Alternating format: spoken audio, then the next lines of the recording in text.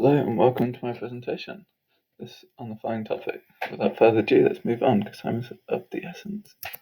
Okay, so these sporting events range from a football strike to a long jump event. This is what the plyometrics are and why they're important. Plyometrics' main function is to increase power generated in movement using the body's natural elastic capacities of muscles and tendons, as well as the stretch reflex of the muscles involved.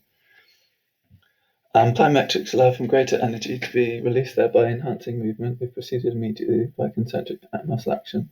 Otherwise, the stored energy is dissipated and lost as heat. The SEC is the driving force of plyometric exercise, which is mainly composed of tendons rather than muscles. It acts like a spring. The PEC is made of epimysium, perimysium, and endomysium, and it's responsible for exerting passive forces, stimulating muscle stretch, unstimulating muscle stretch. Okay, next one. Here's an image. So the external cue spoken of here is the muscle stretching, which causes the reflexive response. Potentiation is the change in force velocity characteristics of muscles, contractile components caused by stretch. Muscle spindles are proprioception organs able to react to create muscular activity.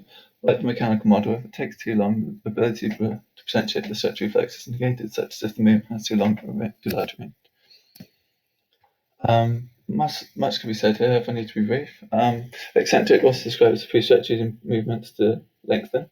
It's the first phase that is proven to increase the resultant muscle contraction in the concentric phase. It is predicated on three stretch variables. One is the magnitude, two is the rate of stretch, and three is the duration of the stretch. The manipulation of these determine the stored energy in this phase. Muscularization, also known as time to rebound, the shorter the better for efficiency's sake and maximum transmission of energy.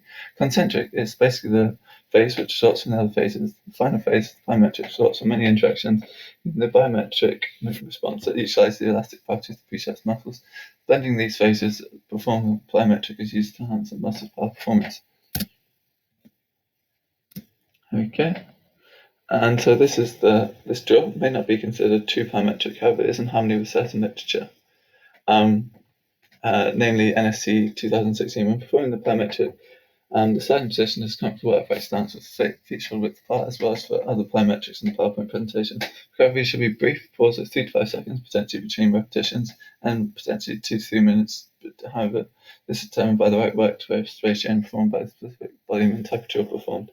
It's always important to make sure no knee focus is present whenever doing these plyometrics, because this will put in a disadvantaged position. So here's the second plyometric progression. Same starting position. Equipment. Here's a box used to vary the intensities. It could be as high as 12 to 42 inches, or different. And bending at the legs also will help dissipate the energy and allows the muscles to absorb the energy, thereby protecting the joints. No arm action should be present. With this, a critical comment worth mentioning is that the participant shows too much horizontal jump in these set of images. More concentration on vertical jump should be given. Time on the ground should be kept to an absolute minimum. Also noteworthy is when stepping out, no adjustments such as jumping down or lowering center of gravity should be made, as these will alter the height from which exercise is performed from. Something best to be avoided for continuity's sake. Okay, here we have a needs analysis should be considered and undertaken to allow for variables such as the athlete and sport to be taken into account. The factors dependent on the aspects such as training status, injury status, and time during the competitive year, such as other things. Although focusing mainly on lower body plyometrics, there are upper body plyometrics. This is just exact. These aren't exact figures; they're just guidelines. So next one. This athlete was a 31-year-old male of moderate size and body weight. This is just guidance to give, but can be adapted to individual needs. The King drills is made to increase the heart rate for beneficial effects. The counter movement jump was found to be most effective in developing the vertical heights, spoken of Markovic. And the same muscles used during the session as should be used during dynamic stretches. Dynamic stretches also help facilitate range of motion improvements, and because of the increased muscle temperatures, after sessions they may help reduce muscle soreness. So here's the next one. Examples performed could be leg hop, tuck jumps.